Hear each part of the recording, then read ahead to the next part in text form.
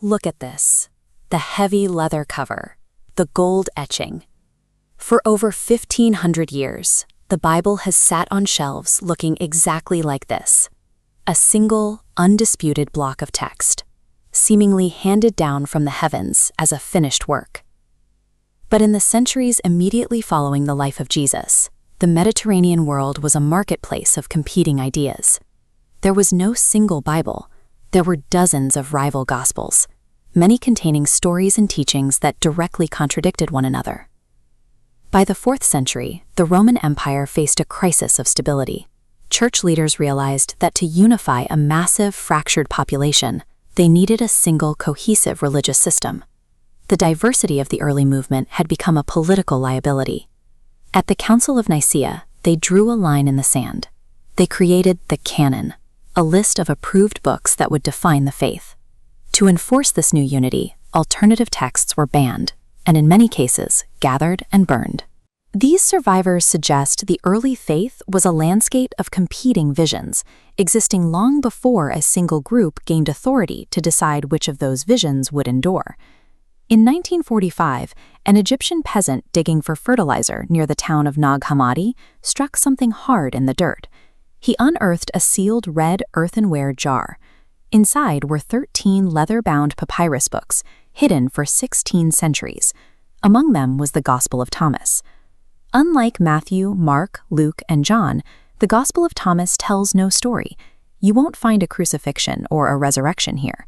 It is simply a list of 114 secret quotes attributed directly to Jesus. Standard church doctrine requires a human to connect to God through priests, but Thomas suggests the divine is found internally. Quoting Jesus, "The kingdom of God is inside of you." This bypasses the structure, meaning the Roman Church loses its control. An institution cannot maintain political power over a population that doesn't believe it needs priests or rituals to reach God. Thomas was buried because his message made the Church's authority redundant. 50 years before the discovery at Nag Hammadi, another text surfaced in a bustling market in Cairo. In 1896, a scholar purchased a fragmented ancient manuscript that had been hidden for centuries. It was the Gospel of Mary. While the official Gospels often frame Mary Magdalene as a marginal figure or a repentant sinner, this text presents her as the chief visionary, the disciple who understood the teachings better than the men surrounding her. The narrative describes the moments after the crucifixion. While the male disciples are paralyzed by fear and hiding from the Romans, Mary is the one who steps forward. She comforts them and reveals advanced spiritual insights Jesus shared only with her. The text records a sharp backlash from the disciple Peter. He challenges her authority, asking, "Did he really speak privately with a woman and not openly to us? Are we to turn about and all listen to her?"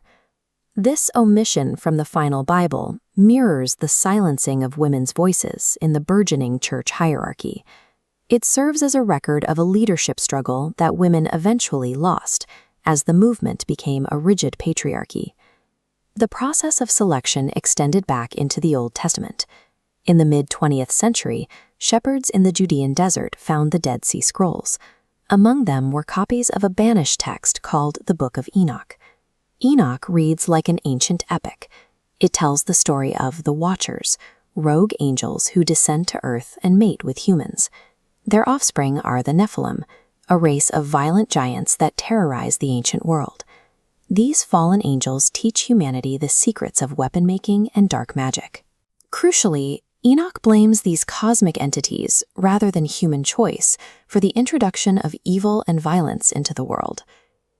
4th century theologians found this narrative unworkable. If supernatural demons are responsible for the world's corruption, humans cannot be held fully accountable for their sins. It contradicted the emerging doctrine of personal free will. Enoch was dropped in favor of a manageable moral framework.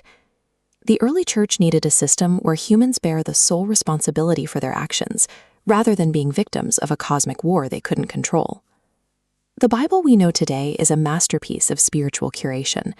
By selecting these specific books, the leaders of the 4th century established an institutional, patriarchal religion that could govern an empire. These unearthed texts replace the image of a unified ancient monolith with a far more complex reality. They show us that the early faith was not a single path, but a collection of diverging roads. The men who compiled the canon were the editors of our cultural history. By choosing which voices to amplify and which to silence, they shaped the spiritual landscape for billions of people over 2 millennia. It leaves us with a historical what-if. Imagine how Western civilization might have developed if the foundations of the faith had included self-salvation, female leadership, and a more complex cosmic mythology. We are left to look back at these decisions and ask a final question. Were these books hidden to protect the purity of a spiritual truth, or to protect the stability of an earthly power?